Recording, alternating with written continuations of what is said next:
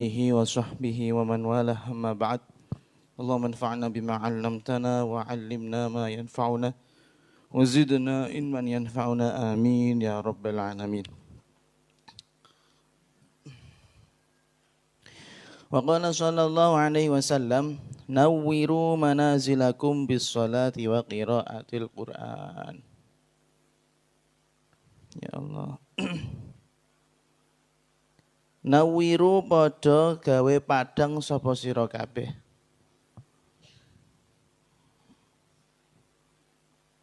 Nawiru padha gawe padang sapa sira kabeh.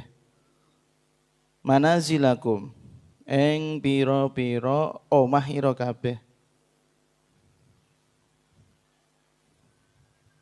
Nawiru padha gawe padang sapa sira kabeh manazilakum ing pira-pira omah ira kabeh.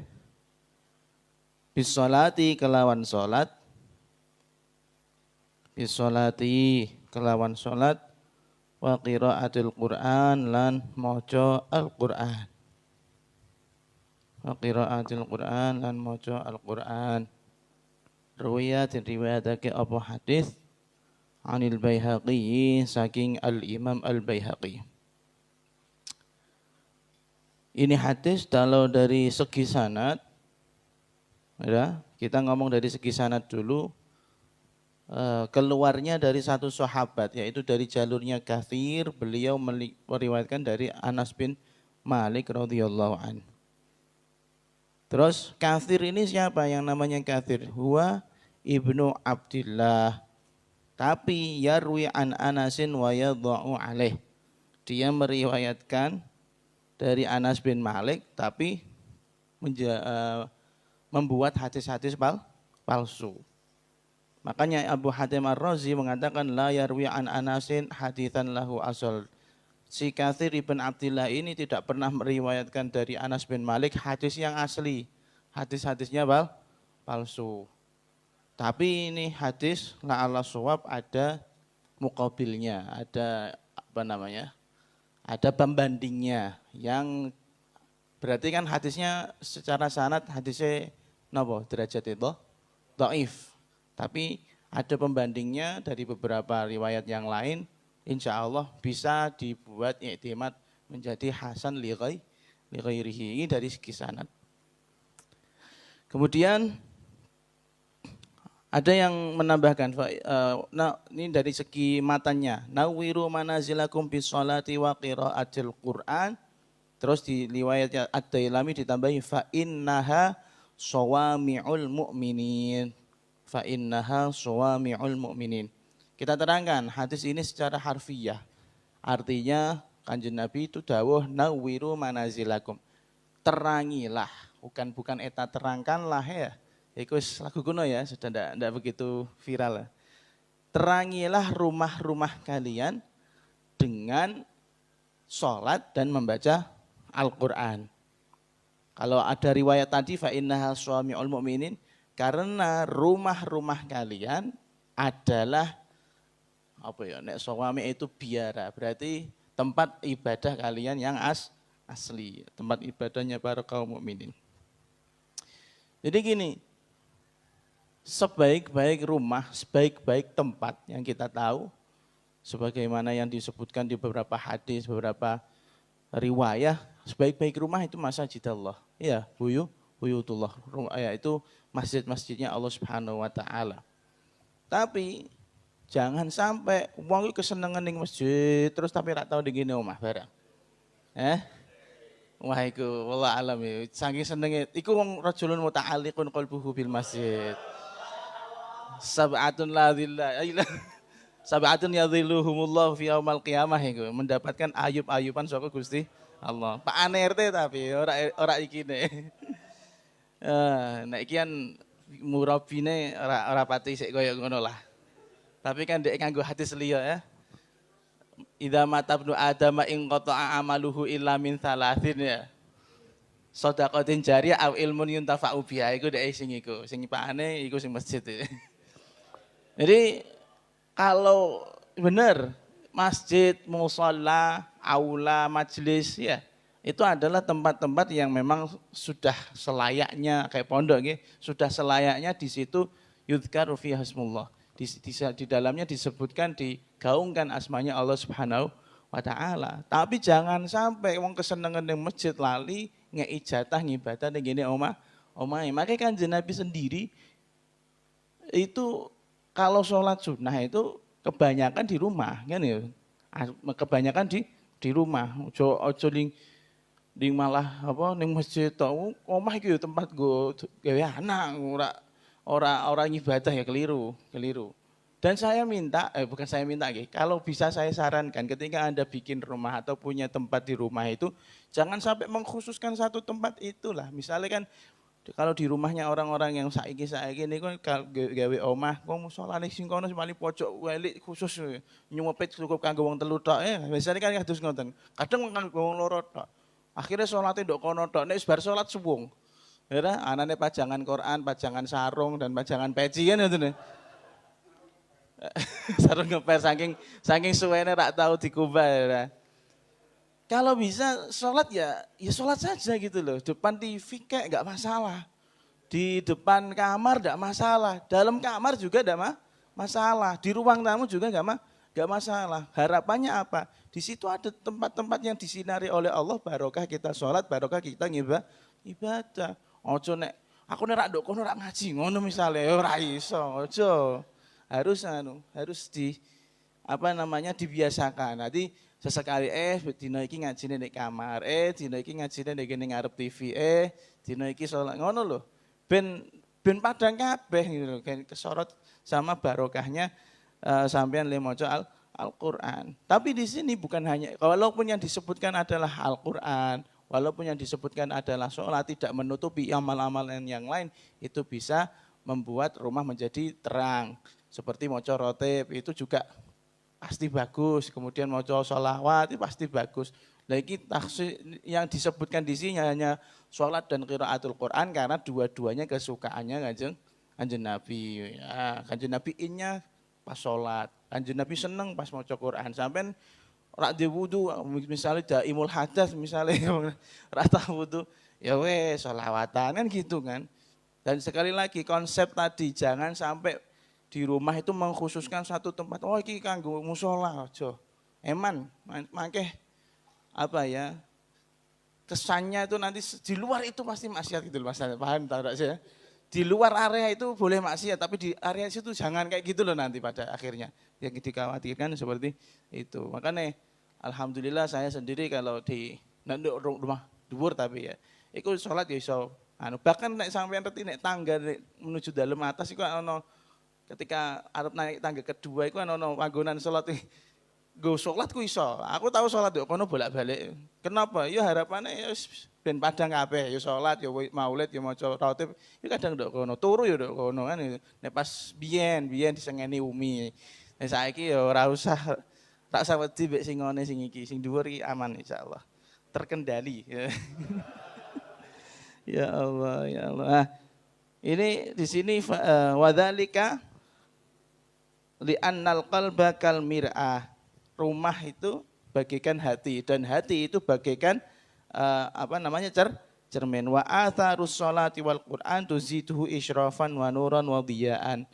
Dan barokahnya sholat, baca Quran itu akan membuat tempat atau hati itu menjadi semakin terang, semakin padang, insyirah, semakin luas hatinya gitu.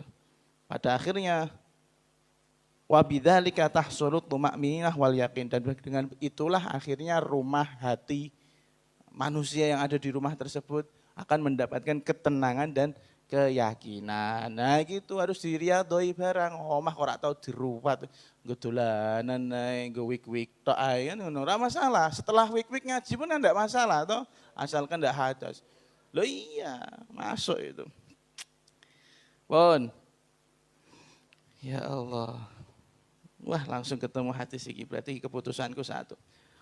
Wa qala sallallahu alaihi wasallam niyatul mu'mini khairun min amalihi. Ruwiya diriwayatake sahabat niyatul mu'mini utawi niyate wong beriman.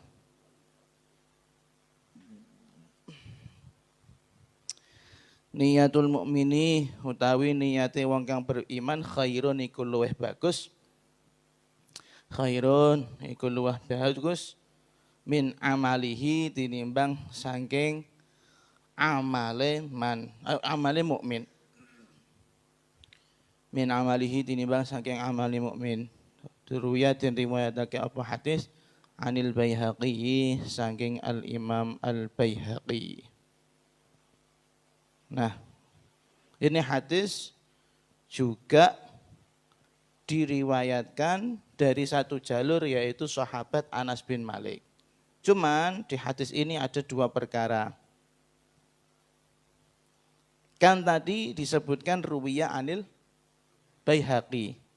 Ini Imam Al-Munawi mengatakan, kalamul musannif yuhimu anna makhrajahul Baihaqi kharrajahu wa sallamahu wal amr bi khilafi bal ta'aqqabahu bima nassah.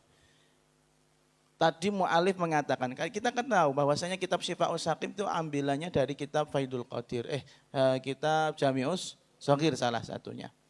Dan di situ Jami'us Shaghir berarti Imam Suyuti mengatakan bahwasanya itu diriwayatkan oleh Imam Baihaqi. Ternyata tidak seperti itu. Ternyata ini hadis tidak diriwayatkan oleh Imam Baihaqi. Itu yang pertama. Dan di dalam sanadnya hadis ini terdapat orang yang namanya li'anna fihi Abu Abdurrahman As-Sulami. Abu Abdurrahman As-Sulami ini beda dengan Abu Abdurrahman As-Sulaimi. Kalau jelas Abu Abdurrahman As-Sulami, orang sebagian ulama mengatakan annahu waddo', dia adalah pemalsu hadis. Maka Imam Ibnul Jauzi di dalam kitabnya Al-Maudu'at, hadis-hadis yang palsu, jelas-jelas mengatakan hadis niyatul mukmini ini hadis palsu. Angel toh. Itu yang pertama. Akan tetapi yang kedua, hadis ini ternyata tidak hanya diriwayatkan dari jalur siapa tadi Anas bin Malik toh. Ada riwayat yang lain di dalam kitab Musnad Asy-Syihab, kemudian Ibnu Asakir dan Tobaroni, ada beberapa riwayat, beberapa jalur yang pada intinya walhasil annalahu iddatu thariq tajburu dha'fahu wa anna man hakama bi husnihi faqad farrat. Jadi hadis ini yang awalnya jadi maudhu', yang awalnya maudhu' dari jalurnya siapa Anas bin Malik karena ada Abu Abdurrahman As-Sulami. Karena banyak sekali riwayat-riwayat yang sama dari orang yang lain, maka yang maudhu' ini tiba-tiba menjadi hilang karena menjadi dhaif.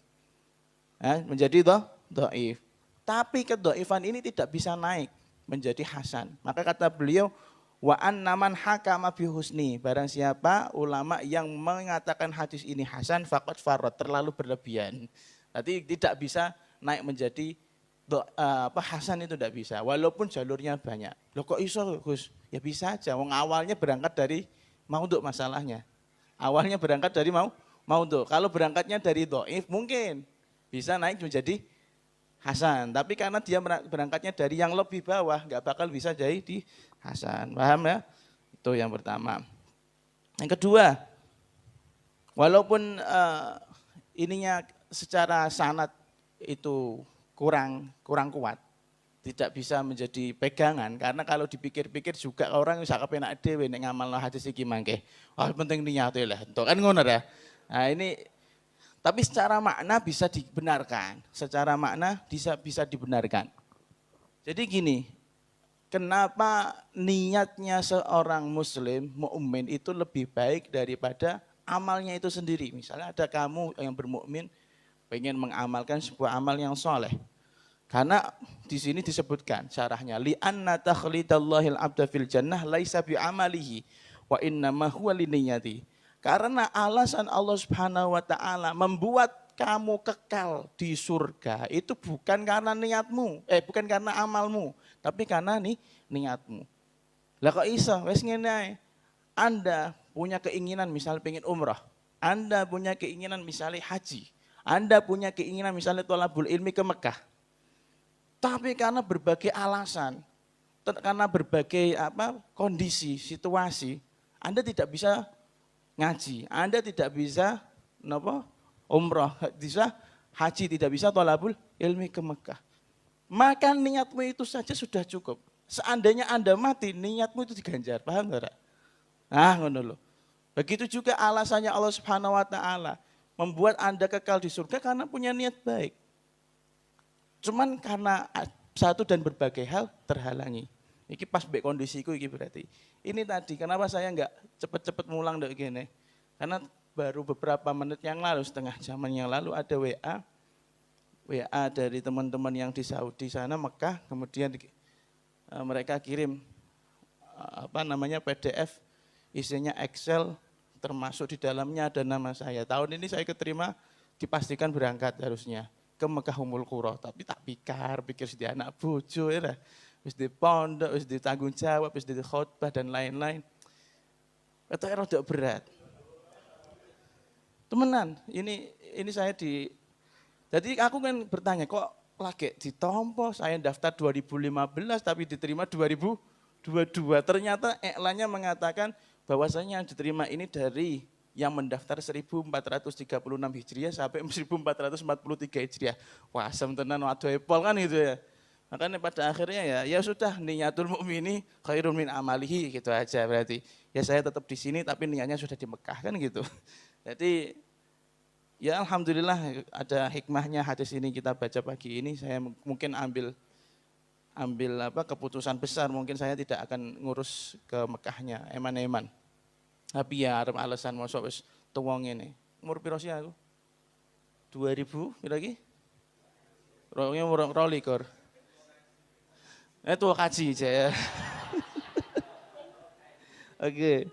Lagi umur 32. Nah, itu tadi. Jadi kalau seandainya kita tidak bisa melaksanakan apa yang kita niatkan, berarti tetap masih mendapatkan pahala. Begitu juga Allah Subhanahu wa taala membuat orang-orang kafir itu selamanya di neraka karena dia punya niat untuk kafir selamanya. Walaupun dia misalnya kafirnya mau sedelok. Saiki ngene saiki. Ayo amal sithik, niat sithik, tapi Gusti Allah yang ganjar selamanya. Worth it gak? Paham enggak maksudnya? Berimbang apa enggak? Amalnya sidik, amalnya sedikit, niatnya juga sedikit. Berbanding enggak dengan Anda itu kekal di surga. Sholatmu taruhlah dari masa balik umur 15 tahun ya, atau sebelumnya misalnya karena dipaksa. Misalnya 11 tahun sampai umur 60 tahun, berarti ada 50 tahun kamu sholat itu. Kalau Allah Subhanahu wa taala mengganjar kamu sesuai dengan amal yang kamu miliki, sesuai dengan niat yang kamu miliki selama 50 tahun, mlebu nang swarga berarti 50 tahun tok. Paham? Makanya Allah Subhanahu wa taala yang dipandang itu bukan amalnya, tapi yang dipandang adalah niatnya. Karena kita berniat selamanya akan taat kalau memang panjang umur, kan gitu. Begitu juga orang kafir digawe selamanya di neraka karena dia punya niat kalau panjang umur atau dia kekal abadi juga akan selamanya kafir. Nah, gitu. Nanti kan ngene, misalnya orang kafir diseksa karena kekafirannya. Karena kekafirannya nggih. Berarti kalau taruhlah umur 11 sampai 60 tahun, 50 tahun dia kafir terus dikok nang dibariki. Nek nyeksone mong semono iku tok. Nah, itu. Paham sampean nggih sampai sini? Maka dari itu, ini keterangan saya pernah dengar juga dari Gus Bah juga menghentikan seperti itu. Jadi Allah Subhanahu wa taala misalnya ora ganjar niatmu, iku kowe ora bakal iso selawase ning ngene swarga. Begitu juga Allah Subhanahu wa taala kalau menghukum orang kafir itu karena dia selamanya pengen niat kafir itu loh. Paham nggih? Nah, ini maka dari itu kita seringkali diingatkan, seringkali diajari oleh para salaf niate ditoto. Bahkan ketika akad nikah pun juga seperti itu. Ger, sadurunge salaman karo yaine, karo penggulune waline, diniati ibadah ya. Iya, nggih, ibadah sing pikirane sing diomongi wik-wik ibadah iku kan. Ada diniati ibadah, iya karena wik-wik itu ibadah. diniati ibadah dari sunahnya kanjeng Nabi. Dan di sini juga ada satu faedah bahwasanya hati itu memiliki pekerjaan. Niat itu tempatnya di mana? Di hati, bukan di lesan. Makanya sampean kalau baca usolli fardhu subhi rakaat ini, itu kan lesan. Iya. Tapi niatnya itu ya di hati. Aku niat sholat. Kalau di mazhab Syafi'i berat sekali. Sholat. Kudu saka iku lagi usolli nek ati kan. Dan bayangno sampean iki kon bayangno bahasa Arab kene macane ya Arab kene Arab. Padahal itu bukan bahasa kita sehari-hari. Bingung toh? Nah aku wallah alam ini belum tahu mazhabnya benar apa enggak. Kalau saya Allahu Akbar ya ndek ati niat ingsun salat subuh wis ngono ae. Ngono jen, repot Kang, tenan repot. Nek kangge kula rada repot karena saya itu lesannya lesan Jawa, kan Allahu Akbar Arab, no ati kan wong Arab. Kenapa kok keterangane iya ngono ngangge Arab Gus? Ya karena sing dimaknani kita berbahasa Arab deh. Makanya beliau nerangnane kan seperti itu. Tapi kalau menurut saya, karena saya memang belajar perbandingan madhab, itu negene madhab Hanafi, madhab Hambali, madhab Maliki, itu tidak ada talafuz binniyah, itu tidak ada. Mereka harus anggar, Arab apa? Sholat. Oh Arab sholat, berarti itu sudah masuk niat. Berwudu ke Arab yang di Arab sholat, itu termasuk niat cara mereka. Enak menaik malah. Nah itu, jadi ya, kalau Anda bisa ketika usolin di hati, akbar, lillahi ta'ala bertemenan, ya monggo rak masalah. Itu berarti keren Anda punya sinkron antara lesan dengan hati yang luar biasa. Tapi kan antara hati dengan lesan kadang enggak sinkron ya. Seringnya enggak sinkron ya. Dek atine suwuri tapi nek gene apa muji-muji ya. Dek gene atine miso-miso, dek gene lesane ngapik-ngapik kan gitu. Nah, itu hati-hati. Nah, terus apa lagi? Terus ya itu tadi al mukmin kullama amal falaisanina. Nah ya udah termasuk yang saya terangkan insyaallah. Ya. Sekali lagi hadis ini apa namanya? Dhaif ya, bukan hasan karena memang tidak bisa naik menjadi hasan, tidak bisa. Ya ibaratnya bocah iku nemu akale nek iso iso munggah kelas. Terus ada di sebuah riwayat lain niatul mukmini khairun min amalihi. Niatnya orang mukmin lebih baik daripada amalnya. Ai ablagh, yang lebih apa namanya? Ablagh itu lebih berpengaruh, banyak pengaruhnya daripada amalnya itu sendiri. Wa amalul munafiqi khairun min niyatihi. Balik aneh. Wong munafik amale iku luwih apik daripada niate. Kan kita tahu wong munafik itu bermuka dua, hatinya muni kafir tapi jebone muni Islam, hatinya muni elek tapi jebone ketok apik. Wong munafik mending akeh-akehno amal soleh deh. Suwe-suwe diharapkan mendapatkan hidayah. Nah ngono lho maksudnya. Suwe-suwe kok amal soleh kok enak ya kan ngono deh engko, ketagihan. Paham nggih? Ketagihan beramal soleh.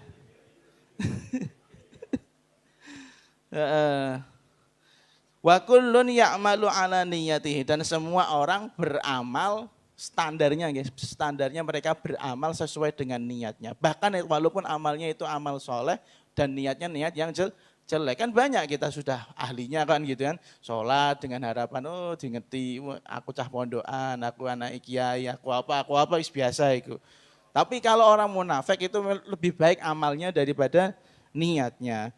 Fa idza amilal mu'minu amalan sholihan, jika memang ada seorang mukmin beramal soleh, tsara fi qalbihi nurun, maka di hatinya ada cahaya yang akan menerangi. Wes ora apa-apa, wong-wong munafik, seandainya Anda melihat ada orang munafik yang beramal soleh misalnya, dan Anda tahu, iku golek rai, ora apa-apa.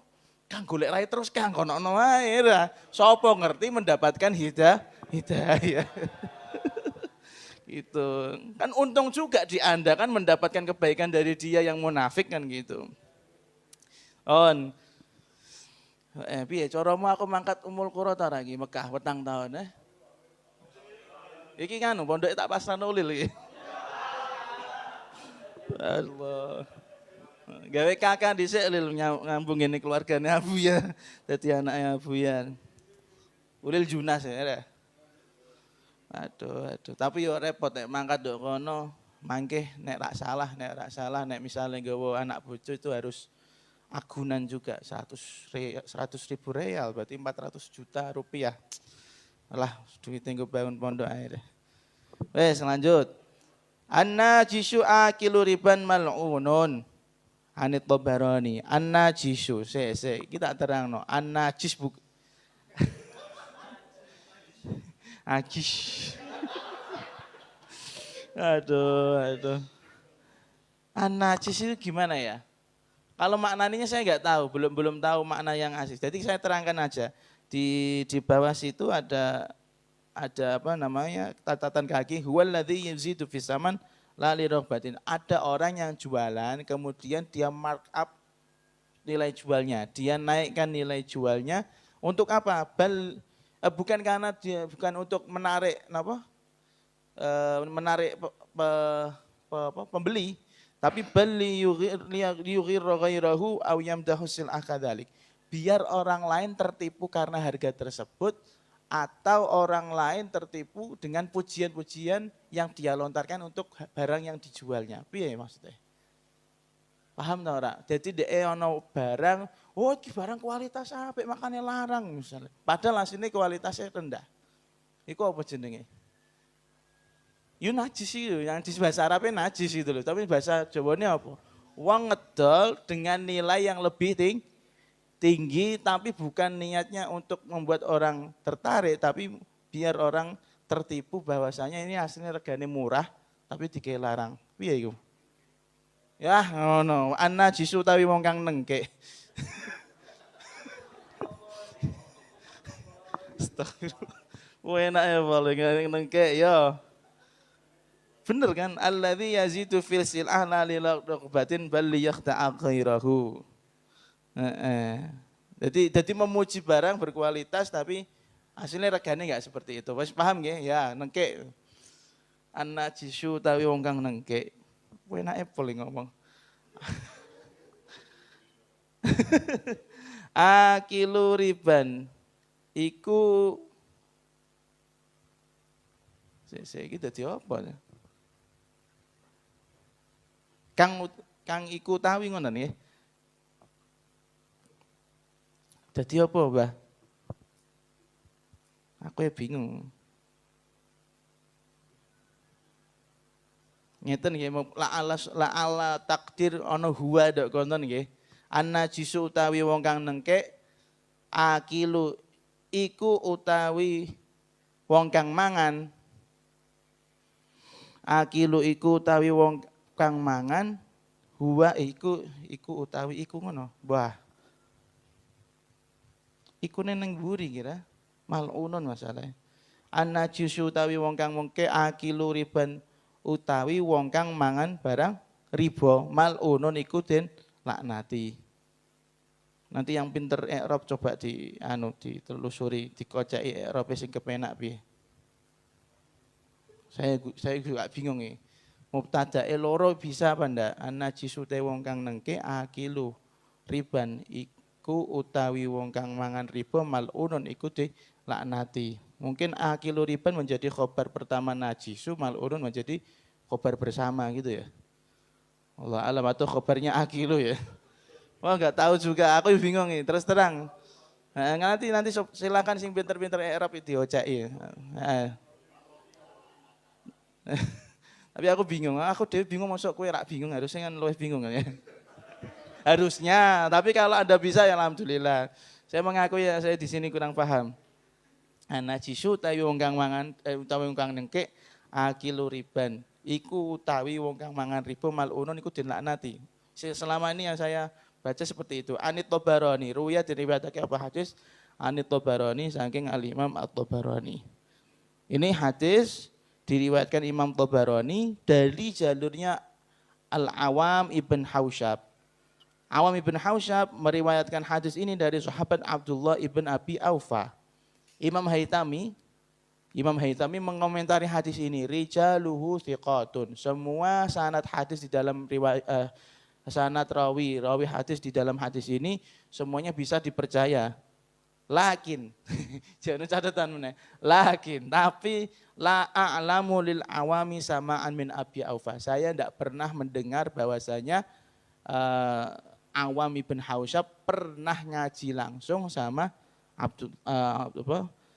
Abdullah ibn Abi Aufa. Jadi hadisnya ini ada putus itu, ada putus antara karena tidak nyambung antara guru dengan murid. Harusnya ada satu lagi orang di situ, atau memang orang ini satu zaman tapi tidak pernah ketemu. Mungkin dia dapat hadis ini dari muridnya Abdullah bin Abi Aufa. Wallahu alam. Ala kulli hal hadisnya termasuk kalau di segi ini hadisnya dhaif secara sanad. Tapi secara makna bisa diterima. Jadi an-najisu seperti yang saya sampaikan kalau ditafsiri oleh Mas Kobo ya wong kang nengkek kan gitu. Wong kang nengkek. Saya menerangkan bahwasanya ada orang yang menjual barang dagangannya, harganya dinaikkan tapi untuk menipu pembeli biar terkesan barang ini berkualitas padahal barangnya tidak berkualitas. Nah, orang seperti ini akilu riban. Dia termasuk orang yang makan makanan yang riba atau dia termasuk mendapatkan nilai yang riba dari penjualannya. Misalnya harusnya regane meng 50.000 tapi karena dia menjualnya dengan harga mahal 150 maka dia dapat lebihan 100.000. Yang jenenge wong kan misalnya kaya Agis kan tutuk ngono iku biasane utawa Ulin Horen anu iso ngono iku. Saking rak retine donya kan. Taruhlah orang-orang yang lugu-lugu enggak pernah keluar, terlalu zuhud, terlalu apa ya, atau terlalu kemplu lah itu. Maka ketika dia yang harusnya 50.000 menjadi 150.000, yang 100.000-nya berarti halal lah mboten. Enggak halal, harusnya haram. Maka itu dianggap seperti orang yang menerima atau mengkonsumsi makanan-makanan ribawi. Nah, kenapa di sini disebutkan akil? Apakah menggunakan tidak termasuk riba? Ya, akil itu adalah satu kegiatan yang paling nyata ya. Duit itu ditasarrufno kanggo mangan biasanya kan ngoten. Nah, orang yang sifatnya seperti ini mal'unun itu jelas jauh dari rahmatnya Allah Subhanahu wa taala. Yo bacul ngono ta? Wallah alam aku urusan iku. Ora melu-melu kok. Wes. Kemudian tambah satu lagi. An-nasu rajulani. An-nasu utawi manusa rajulani iku ana wong loro. Alias wong lanang loro, alias ana wong loro, jenis dua jenis. Alimun rupane wong alim. Wa muta'allimun lan wong sing sinau santri. Wala khaira lan ora ana kebagusan iku maujud. Wala khaira lan ora ana kebagusan iku maujud fima ing dalem barang. Fima ing dalem barang siwa huma kang liyane alim wa muta'allim. Siwa huma kang liyane alim muta'allim. Anit ruwiyah den riwayatake apa hadis Anit Tabarani saking Al-Imam Tabarani. Nah, hadis ini diriwayatkan Imam Tabarani di dalam Mu'jamul Awsat dan juga di beberapa kitab yang lain. Kemudian di dalam sanadnya ada orang yang namanya Sulaiman ibn Dawud Asyadzukani. Terus beliau Imam Az-Zahabi mengomentari orang ini bahwasanya orang ini dianggap kadzab oleh Imam Ibnu Ma'in. Dianggap kadzab, pemalsu atau pembohong. Dan Imam Bukhari juga situ mengatakan fihi nadhar, orang ini perlu diteliti lebih dalam lagi. Jangan sampai gampang-gampang menerima hadisnya, kayak gitu. Ala kulli hal hadis ini karena ada dhaifnya, ada orang yang dhaif, maka hadisnya menjadi dhaif. Iki sampeyan tak ajari sithik-sithik masalah mustalah sithik-sithik biar rada rada cerdas sithik. Nanti hadis ini dhaif. Nah memang tapi ya apa-apa bisa dibuat pegangan. Jadi kata Kanjeng Nabi Muhammad SAW manusia itu ada dua jenis harusnya. Manusia ada dua jenis, yaitu yang standar manusia yang benar-benar manusia, yang lain tidak manusia kata beliau. Yang satu alimun, yaitu orang sing alim. Yang kedua muta'alimun, itu santri. Wala khaira fi ma siwahuma, dan selain itu tidak ada yang baik. Malah di sarahnya dijelaskan li'annahu bil bahaimi asbah. Karena orang yang seperti ini dengan kewan lebih pantas itu. Lebih mirip katanya. Terus di sini ada makalahnya Imam Ghazali. Beliau mengatakan al ilmu wal ibaratu jauharani. Ilmu dan menggunakan otak untuk mikir-mikir adalah dua perangkat yang mulia sekali. Dan dengan dua perangkat inilah orang itu bisa menjadi alim atau muta'alim. Dan akhirnya kedua-duanya bisa menjadi orang yang mulia. Anda punya ilmu tapi gak pernah mikir, podo wae.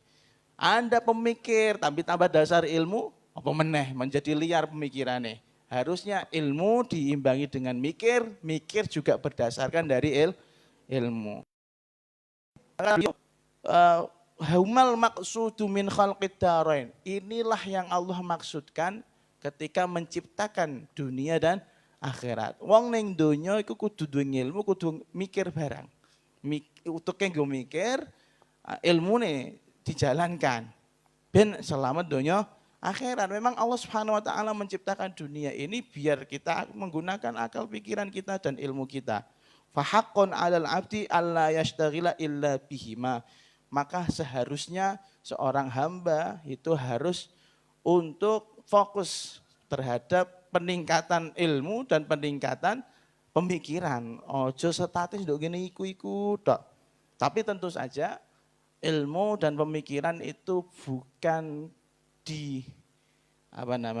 dilegalisasi oleh yang namanya ijazah. Ijazah itu kan hanya tanda Anda lulus, tapi belum tentu otak Anda lulus. Belum tentu pemikiran Anda lulus. Belum tentu ilmu Anda lulus. Gitu betul. Makanya ilmu, ya bener. Sekarang buat gawe kudune ana ijazah. Tapi kan nyatane wong sing luwih goblok saka wong SD kan ya akeh. Kan gitu.